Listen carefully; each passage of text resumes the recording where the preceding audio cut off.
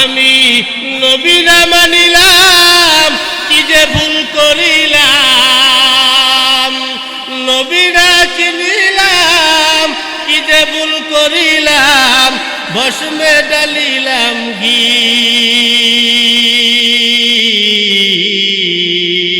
মানুষ হইয়া ববেতে আসিয়া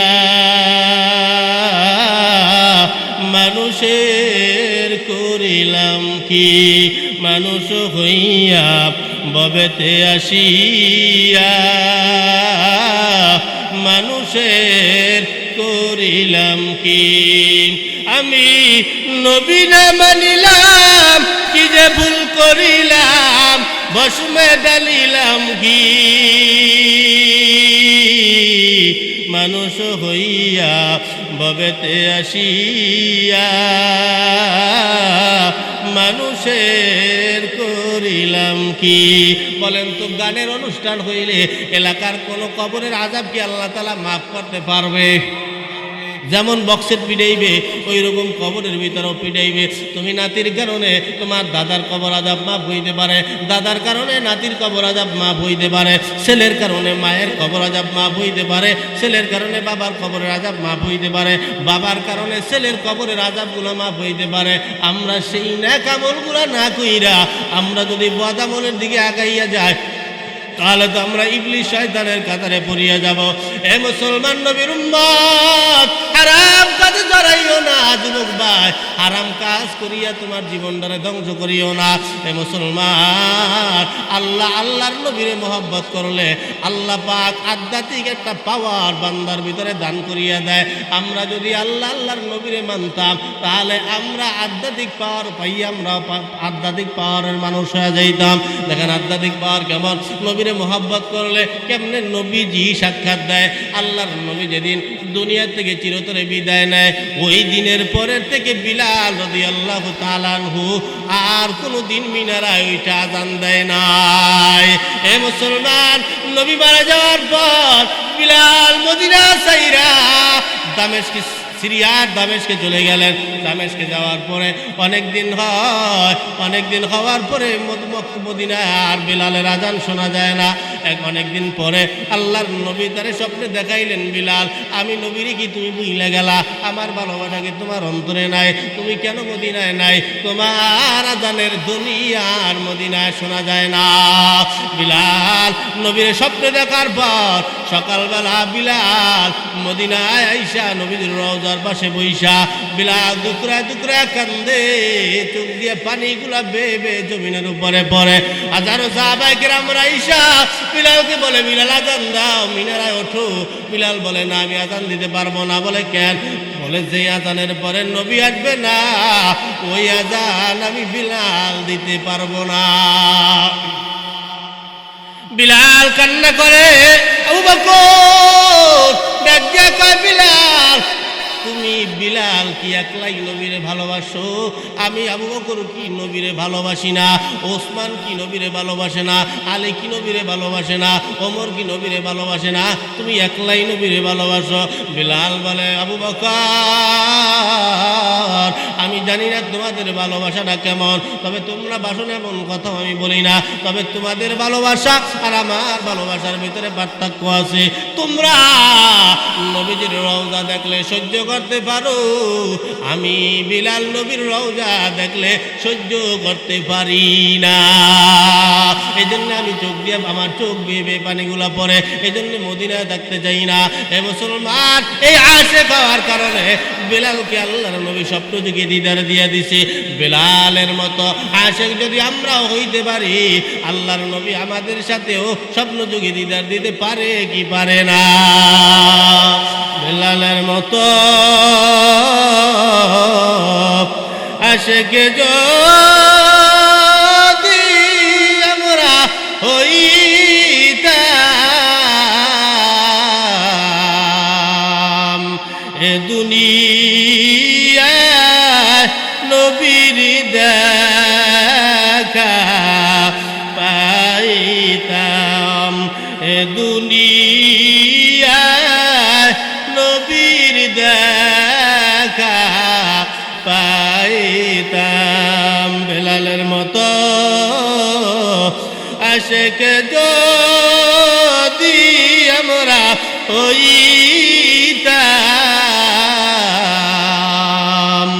এ দুনিয়ায় নবীর দেখা পাইতাম এ দুনিয়ায় নবীর দেখা পাইতাম। চিল্লা বলা যাবে কি মারহাবা। আমাদের কথা ছিল মুসলমান মহারানা নিয়া আমরা মহারানা আদায় করবো কিভাবে? আল্লাহর নবী বলেন, আল্লাহ পাক বলে আমার বন্ধুর উপরে 10টা বার দরুদ করে দিলে হাওয়ার দিন মহারানা আদায় হয়ে যাবে। এ মুসলমান, এখান থেকে আসেন ইবলিশ আমাদেরকে কেমনে বের করলো? 10 মিনিট সময় হুজুরকে নিয়ে আসেন তাড়াতাড়ি। 10 মিনিটের ভিতরে যতটুকুন পারি বলি ইবলিশ আমাদের কেমন শত্রু সিনালাও। ও আমাদেরকে ওই বাসর ঘরের পরে আদম নবী এবার 10 বার দরুদ পড়ি হাওয়ার দিন মহারানা আদায় করে দেয়। আদায় হওয়ার পরে আল্লাহ পাকের হুকুম আদম আর হাওয়াকে আল্লাহ তাআলা জান্নাতের ভিতরে ঢুকায়া দিলেন। জান্নাতে ঢোকার পরে এবার আল্লাহ পাকের অর্ডার যে আমার অনুমতি ছাড়া জান্নাতে কেউ ঢুকতে পারবে না, জান্নাত থেকে কেউ বের হতে পারবে না। ঢুকায়া দেওয়ার পরে ফেরেশতারা আল্লাহর হুকুমে পুরা জান্নাতের চতুর্পাশ দিয়ে একটা বেষ্টনী করে দিছে, দেওয়াল করে দিছে। দেওয়াল করে দেওয়ার পর আল্লাহর অনুমতি ছাড়া কেউ ঢুকতেও পারে না আর কেউ বের হতেও পারে না। এক পর্যায়ে ইবলিশ শয়তান বিপদে পড়ে গেল।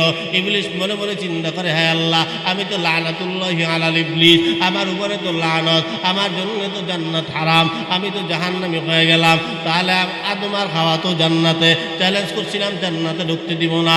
এখন যদি জান্নাত থেকে বের করতে হয় তাহলে আমার তো জান্নাতে ঢোকা লাগবে। আমি কেমনে ঢুকবো জান্নাতে? জান্নাতে ঢোকার তো কোনো কায়দা নাই। উনি ঘুরতেছে জান্নাতের দেওয়ালের চতুর্পাশে, দেখে কোনো ছিদ্র সাদরা পাওয়া যায় কিনা, কিন্তু না না, কোনো ছিদ্র সাদরা পাওয়া যায় নাই। কোনো ছিদ্র সাদরা না পাইয়া কি করবে? পাগলের মতো হয়ে গেল।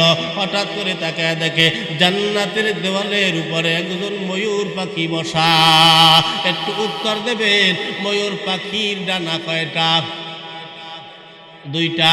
এই ময়ূর পাখির ডানা ছিল 600 ডানা। আল্লাহর গজবে 2টা লম্বা জোড়া। সংক্ষেপে বলতেছি, এই ময়ূরের সাথে ইবলিশ শয়তান একটু প্রেম লাগাইলেন। প্রেম লীলা হওয়ার পরে এই ইবলিশ ময়ূরে ডাক দিয়া বলে, ময়ূর ভাই, আমারে কি জান্নাতের গেট পর্যন্ত নেওয়া যায়? ময়ূর বলে, না না, নেওয়া যায় না। বলে কেন? বলে আল্লাহর অনুমতি নাই। আল্লাহর অনুমতি ছাড়া, আল্লাহর হুকুম ছাড়া আমি কাউরে ঢুকাইতে পারবো না আর বের করতেও পারবো না। আর তোমার জন্য তো নিষেধ, তুমি জান্নাতে ঢুকতে পারবা না। এই কথা বলার পরে ইবলিশ শয়তান এখন আর খানা পাইল না।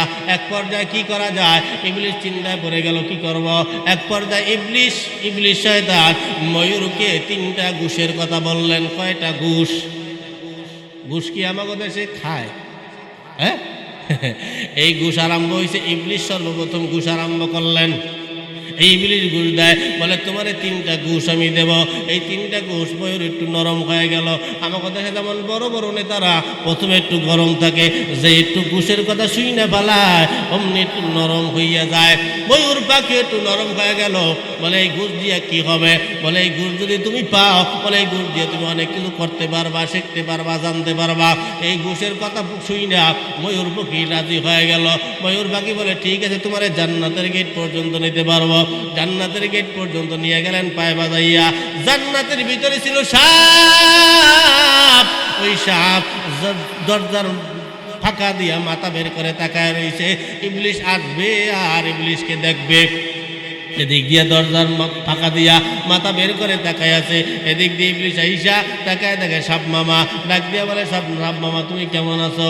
অনেক কথাবার্তা বলার পরে সাপ ডাক দিয়া বলে, আমি ভালো থাকি আর খারাপ থাকি, তা দিয়ে তোর দরকার কি? ঠিক আছে না?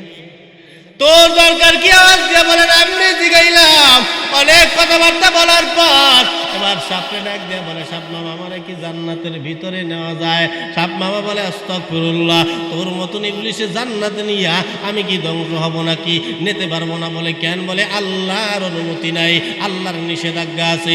এই কথা বলার পরে ওই সাপ অনেকক্ষণ চুপচাপ রইল, ইবলিশও চুপচাপ। অনেকক্ষণ পর খবর পাইল, সাপ খবর পাইল ময়ূর পাখিরে নাকি 3টা ঘুষ দেবে। কি 3টা ঘুষ দেবে? চিন্তায় পড়ে গেল। ইবলিশ ডাক দিয়া সাপ ডাক দিয়া বলে, ভাই আমি তোমারে জান্নাতে নিতে পারি, তবে আমার একটা শর্ত আছে। বলে কি শর্ত? বলে এই ময়ূর পাখিরে যে তুমি 3টা জিনিস দিবা ওয়াদা করেছ, ওই 3 জিনিস যদি তুমি আমারেও দাও আমি তোমারে জান্নাতে নিয়ে যাইতে পারি। ইবলিশ বলে, সুযোগ যায়, এটাই তো মহা সুযোগ। আওয়াজ দিয়া বলে, ময়ূরের দেওয়ার আগে তোরে তুমি চিন্তা করিস না। সাপ বেকুল হয়ে গেল। বলে ঠিক আছে চল জান্নাতে। বলে কেমনে যাবো? বলে এমনেই তো যাওয়া যায়। বলেন এমনে তো যাওয়া যাইবে না। বলে কেমনে যাবা? বলে এমনি যদি যায় আদম আর হাওয়া তো আমার দেখলে চিন্না ফেলাবে, ওদেরকে ধোকা দেওয়া যাবে না। কিভাবে যাবা? বলে আমি তোমার পেটের ভিতরে ঢুকবো, তোমার পেটের ভিতরেই থাকবো, আমি জান্নাতের ভিতরে বের হতে পারবো না। তোমার পেটের ভিতরে থাইকাই যা কিছু করার আমি তা করব। এই কথা বলার পর সাপ বিশাল হাত কইরা তাকাইলেন। হাত কইরা তাকাইবার পরে এবার সাপের পেটের ভিতরে ঢুকলেন। সাপের পেটের ভিতরে ঢোকার পরে সাপ নিয়ে তারা জান্নাতের ভিতরে ঢুকলেন। এবার ইবলিশ আওয়াজ দিয়া বলে, সাপ মামা বলে কি ব্যাপার? বলে আদম আর হাওয়াকে আল্লাহ তাআলা যেই গাছের ফল খাইতে নিষেধ করেছে ওই গাছের নিচতলায় নিয়ে চলো। যেই গাছের নাম আমরা জানি গন্ধম গাছ, গন্ধম ফল, এই গন্ধম গাছের নিচতলায় নিয়ে চলো। গন্ধম গাছের নিচে যাওয়ার পরে ওই গন্ধম গাছের নিচে বৈশা রইলেন। এই মুসলমান জান্নাতের সিংহাসনে আদম ঘুমায়, হাওয়া আলাইহিস সালাম মহিলা মানুষ তো একটু জান্নাতটারে ভ্রমণ করিয়া বেড়ায়। হাওয়া আলাইহিস সালাম যেহেতু ভ্রমণ করে, এই জন্য আমাদের দেশের মহিলারা একটু ভ্রমণ পিয়াসু বেশি হয়। কি কথা কন টাকা ভ্রমণ করতে চায় না?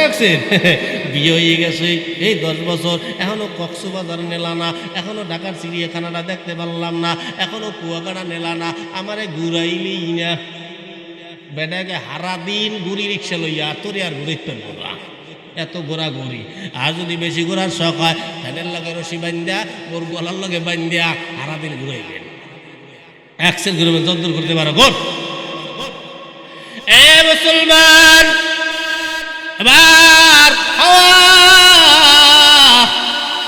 ঘুরতে ঘুরতে ওই কি কয় গন্ধম গাছের পাশ দিয়ে যখনই রওনা, হঠাৎ ইবলিশ তাকে দেখে হাওয়া যায়, ধোকা দেওয়ার সময় যায়।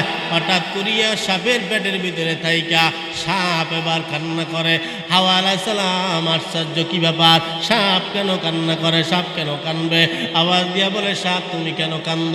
সাপে তো কথা কয় না, কথা কয় সাপের পেটের ভিতরে থাইকা ইবলিশ শয়তান। ইবলিশ ডাক দিয়া বলে, আমি তো আমার জন্য কান্দি না, আমি কান্দি তোমাদের 2 জনের জন্য। হাওয়া আলাইহিস সালাম আওয়াজ দিয়া বলে, আমাদের 2 জনের জন্য কাঁদো, কি ব্যাপার? কি এমন মায়া তোমার? আওয়াজ দিয়া বলে, হাওয়া এই যে গাছটা দেখতে পাও? বলে হ্যাঁ দেখতে পাই। বলে এই গাছটার নাম কি? বলে গন্ধম গাছ। বলে এই গাছের ফল কি খাইছো? বলে না। এই গাছের ধারে কাছে আসছো? বলে না। বলে কেন আসো না? বলে আল্লাহ পাক নিষেধ করছে এজন্য আসি নাই। ফল খাইছো? বলে না। বলে কেন? বলে আল্লাহ নিষেধ করছে তাই। বলে এই তো বড় কথা, আল্লাহ তোমাকে লগে মিথ্যা কথা কইছি। নাজুবিল্লাহ কবেন না, আল্লাহ মিছে কথা কইছে, আর উনি আইছে বড় সত্যবাদী। হ্যাঁ, উনি বড় সত্যবাদী আইছে, আল্লাহ মিছে কথা কইছে। হাওয়া আওয়াজ দিয়ে কয়, আল্লাহ কি মিছে কথা কইছে? বলে শুইনা লাও, এই গাছের ফল তোমরা খাও নাই, যদি খাও আল্লাহ জানে আল্লাহ কয়দিন পর তোমাদেরকে জান্নাতের ভিতরে রাখবে না। এই জন্য আল্লাহ পাক এই গাছের ফল খাইতে নিষেধ করছি, কারণ এই গাছের ফল খাইলে তোমরা চিরদিনের জন্য জান্নাতি হয়ে যাবা। আল্লাহ এই গাছের ফল খাবা না, খাইলে গজব আসবে। আরো ডাক দিয়া কয়, এই গাছের ফল খাইলে তোমরা চিরদিনের জন্য জান্নাতি হয়ে যাবা, জান্নাত থেকে আর তোমাদেরকে বের করা হবে না। এই কথা বলার পরে মেয়েরা একটু লোভী বেশি হয়। কতক্ষণ টাকা মেয়েরা একটু সোসা বেশি হয় না, একটু লোভী হয় বেশি। হ্যাঁ, খাহার পরও আরো 3-4 চা, ওরে আল্লাহ, চাওয়াই ওরে শেষ হয় না। পরের বউকে দিকে চাইতে হয়, ও মুখের বউ এই আছে সেই আছে তেই আছে বিভিন্ন জিনিস, আর নিজের ডালিয়ে নিজে খুশি দেখো, ভালো লাগবে মিয়া। আমরা তো নিজের জিনিস নিয়ে নিজে খুশিই থাকতে চাই না। ওরে আল্লাহ, অমুকের বিল্ডিং আছে, মোর নাই ক্যা, তোমার নাই কে, তোমার নাই দেখি তো তোমার নাই, নাই তুমি চুপ থাও, সমস্যা কি? অমুকের বাহের ছিল, অমুকের বাহের দিয়ে গেছে ওনারে, তোমার বাহের ছিল না, তোমার বাহে তোমার দিতে পারে নাই, যেটা আছে ওইটা লইয়ে খুশি থাকো। কি কথা কন্যা, ঠিক না? তোমার দিলে যদি শান্তি দিতে চাও, ওই কেডা কি কইলো, কেডা কি কবে, ওগুলো হোনার কোনো টাইম নেই। পিছনে আর তাকাইও না, সামনের দিকে আগাইতে থাকো। ওই ওই ওই ওই তাহলেই দেখো মনের ভিতরে শান্তি লাগবে। আরে মানুষে কি কবে, আমার বাড়ি নাই, ঘর নাই, হ্যাডামগিরি দাম, এই সমস্ত জিনিসের কারণে মানুষের মনের ভিতরে অশান্তি তৈরি হয়। বউ মহিলা যারা আছে এরা একটু বেশি একটু আঘাত করে, স্বামীর আঘাত দিয়ে কথা কয়, বিয়ে হয়ে গেছে কত বছর, এখন একটা ঘর করতে পারো নাই, বাড়ি করতে পারো নাই, একটা গাড়ি করতে পারো নাই, এটা করতে পারো নাই, ওটা করতে পারো নাই, তুই কর। এই কথা ঠিক না? তুই করে না, কামাই করতে কত কত টাকা ইনকাম করতে কত কষ্ট, আমরা পুরুষরা বুঝি, ওরা তো আর বোঝে না। ওরা মনে হয় জানিয়ে দিই ঘরে বই খাইতে পারে, এটাই তো বহুত বহুত কিছু। এই বুদ্ধি বেশি দেয়, বোঝে বেশি, খাইয়ালায় বেশি। হাওয়া ডাক দিয়া বলে, আল্লাহ পাক তোমাদেরকে জান্নাত থেকে বের করে দিবেন কয়দিন পরে। এই জন্য আল্লাহ পাক এই গাছের ফল খাইতে নিষেধ করছে। এই কথা বলার পরে মুসলমান নবীর উম্মত, এই গাছের ফল তোমরা খাইলে তোমরা আর জীবনে বের হবা না। হাওয়া লোভে বইরা গেল, লোভে পাপ হয়, পাবে মরণ হয়, আমরা যতটুকু জানি। এই জন্য লোভ করা যাবে না। লোভ করি আর দুনিয়ায় কেউ বড় হইতে পারে নাই, লোভ করি আর দুনিয়ায় কেউ শান্তিতে থাকতে পারে নাই।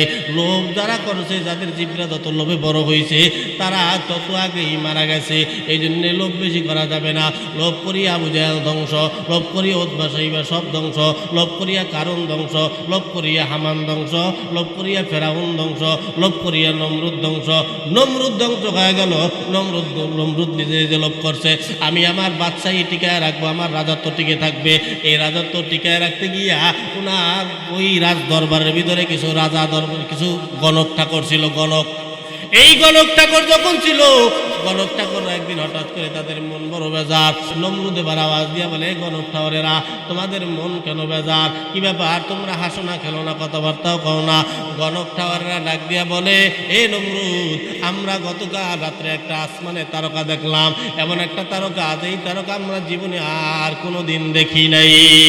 দেখো নাই, বেশ ভালো কথা, তাহলে সমস্যা কোন জায়গায়? বলে সমস্যা এক জায়গায়, ওই যে তারকাটা দেখলাম, ওই তারকাটার মানে হলো এই 3 দিন 3 রাতের ভিতরে একটা নবজাতক সন্তান মায়ের গর্ভে যাবে। ওই সন্তানই হবে তোমার সব থেকে বড় শত্রু, তোমার এই বাদশাহী ধ্বংসের কারণ, তোমার এই রাজত্ব ছিনিয়ে নিয়ে যাবে, তোমার এই বাদশাহী থাকবে না, তোমার বড় শত্রু হবে ওই সন্তান। এই 3 রাত্রের ভিতরে মায়ের উদরে যাবে। এই কথা বলার পরে নমরুদের মেজাজ গরম হয়ে গেল। ঠিক আছে, তাহলে এই কথা, তাহলে এই 3 দিনের ভিতরে কোনো স্বামী আর স্ত্রী এক জায়গায় হইতে পারবে না। এ মুসলমান, যে মায়ের গর্ভে যাবে তিনি হলেন আমাদের জাতির পিতা ইব্রাহিম আলাইহিস সালাতু ওয়াস সালাম। মুসলমান, আমার একটা জবাব দেন, রাখে আল্লাহ, মারে কে? মারে আল্লাহ, রাখে কে? আল্লাহ যদি চায় 3 দিনের ভিতরে যদিও স্বামী স্ত্রী এক জায়গায় হইতে না দেয়, আল্লাহ যদি চায় ইব্রাহিম নবী দুনিয়াতে আসবে, ওরকম হাজার হাজার নমরুদ যদি দুনিয়ায় বইসা পাল্লা লাগায়, বলেন তো ইব্রাহিম নবী দুনিয়াতে আসাটাকে কেউ ঠেকাইতে পারবে? সম্ভব না। এই মুসলমান, আল্লাহ চায় ইব্রাহিম নবী দুনিয়ায় আসবে, নমরুদ চায় আসতে পারবে না। 3 দিন 3 রাতের ভিতরে কোনো স্বামী আর স্ত্রী এক জায়গায় হতে পারবে না। এই আইন জারি কইরা দিল, যদি কোনো স্বামী আর স্ত্রী এক জায়গায় হয়, ওই স্বামী আর স্ত্রীকে কতল করা হবে। এইভাবে 1 দিন 2 দিন 3 দিনের মাথায় 2 দিন পার হয়ে গেল। 3 দিনের মাথায় ইব্রাহিম নবীর মায়ের জৈবনের ভিতরে একটু জ্বালা আল্লাহ বাড়ায় দিলেন। কেমন যেন তার স্বামীর সাথে মিলিত হইতে মনে চায়, তার স্বামীকে দেখতে মনে চায়। আর ওদিক দিয়া আজর কুমার, আমরা যেটা জানি ইব্রাহিম নবীর বাবার নাম আজর কুমার, তার আর এক নাম হলো তারেক। এই আজর কুমার আমরা ভালো চিনি। আজর কুমার এনারও জৈবনের ভিতরে একটু জ্বালা আল্লাহ বাড়ায় দিলেন। তারও মনের ভিতরে কেমন যেন একটু চাহিদা, তারও কেমন যেন বিবির সাথে দেখা করতে মনে চায়, বিবিরে দেখতে মনে চায়। এই চিন্তায় পড়ে গেল কেমনে দেখা করা যায়। এই মুসলমান, শেষ রাত্রের বেলায় 3 দিনের শেষ রাত্রে ইব্রাহিম নবীর মা বেকুলের মতো হয়ে গেল। উনি আস্তে আস্তে চিন্তা করলেন, রাজদরবারে যদি যাই, রাজদরবারে তো প্রত্যেক গেইটে দারোয়ান দাঁড়ানো, 2-3 জন করিয়া সিপাহী দাঁড়ানো, পুলিশ দাঁড়ানো, সব জায়গায় দারোয়ান পুলিশ ইচ্ছা সব দাঁড়ানো, কেমনে আমি ঢুকবো রাজ দরবারে। আর ইব্রাহিম নবীর বাবা ছিল নমরুদের একেবারে কাছের মন্ত্রী, একেবারে পিএস, তার সাথে সব সময় থাকতো, বুদ্ধি পরামর্শ দিত। ওই দিন তো একেবারে সিংহাসনের মাথায় যেই কামরার ভিতরে নমরুদ থাকে, ওই কামরার ভিতরে ইব্রাহিম নবীর বাবাও আছে, মুসলমান নবীর উম্মত। এখন ইব্রাহিম নবীর মা কেমনে কেমনে যাবে ওই জায়গায়? আসলেন, আল্লাহ যদি চায় কে টাকায়, আল্লাহ যদি না চায় কে দেবে? এই জন্য আমরা বলি আল্লাহ যদি দেয় বান্দা পাবা অথবা কই, আল্লাহ যদি না দেয় বান্দা পাবা কই। এ মুসলমান, এইবার ইব্রাহিম নবীর মা উনি রাত্রিবেলা রওনা দিলেন ওই রাজ দরবারে। সিংহাসনের কাছাকাছি যখন গেলেন, রাজ দরবারে ঢুকবে, তাকায় দেখে দুই পাশে বড় দারোয়ান দাঁড়ানো, সিপাহী দাঁড়ানো, পুলিশ দাঁড়ানো। আল্লাহ পাক বলে, আমার বন্ধু খলিলুল্লাহ দুনিয়ায় আসবে, তোরা যারা দারোয়ান আছো, পুলিশ আছো, সিপাহী আছো, আল্লাহ পাক ওদের চোখে এমন একটা ঘুম দিয়া দিলেন, ইব্রাহিম নবীর মা যায় ওরা দেখে না, কারণ ওদের ঘুম এমন ঘুম আল্লাহ দিয়া দিছে, ওরা সবাই দাঁড়াইয়া দাঁড়াইয়া ঘুমায়। সুবহানাল্লাহ, কেমন ঘুম আল্লাহ দিয়ে দিছে। নমরুদের 14 খুশি ঠেকাইতে পারবে? সম্ভব না। আস্তে আস্তে আস্তে আস্তে আইছে রুমের ভিতরে, আইয়া দুইটা চক্ষু যখন দুইজনার সামনাসামনি পড়লেন, 4টা চোখ, এই 4 চোখ যখন এক জায়গায় হলো, তাদের জীবনের জ্বালা আরো বৃদ্ধি হয়ে গেল। এক পর্যায়ে কি আর করবে, এখন কেমনে আসা যায়? ওই নমরুদের পিছনেই তো আজর কুমার দাঁড়ানো, কেমনে আসবে, কেমনে মিলিত হবে? একটা তাকায় দেখে একটা পরী আল্লাহ পাক পাঠাইলেন, যেই পরীটা দেখতে হুবহু আজর কুমারের মতো দেখা যায়। আইসা তার পিছনে দাঁড়ায়, তার হাতে যা কিছু ছিল সব তার হাতে নিয়া আজর কুমার যেই জায়গায় দাঁড়ানো পিএস হিসাবে নমরুদের পিছনে, ওই জায়গায় পিছনেই দাঁড়াইয়া রইলেন। আর এদিক দিয়া তারা দুই স্বামী আর স্ত্রী পাশের রুমে গিয়া মিলিত হইল। আমাদের জাতির পিতা ইব্রাহিম নবী মায়ের উদরে চইলে গেল।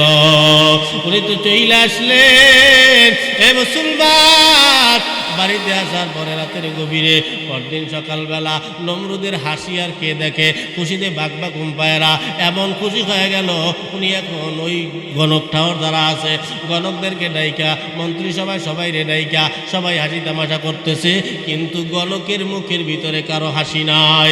আওয়াজ দিয়া বলে, ও গণকেরা, কি ব্যাপার, তোমরা কেন হাসো না? গণকরা ডাক দিয়া বলে, যেই বিপদের ভয় ছিল ওই বিপদ গতকাল রাত্রে মায়ের গর্বে চইলে গেছে। সুবহানাল্লাহ। নমরুদ পাগল হয়ে গেছে যে অকয়ছি যে কামটা করলে ডাকে না, এত ভাড়া দেবে 3 দিন 3 রাতের মধ্যে কোনো স্বামী স্ত্রী এক জায়গায় হইতে পারবে না, সেটা হেলার কথা।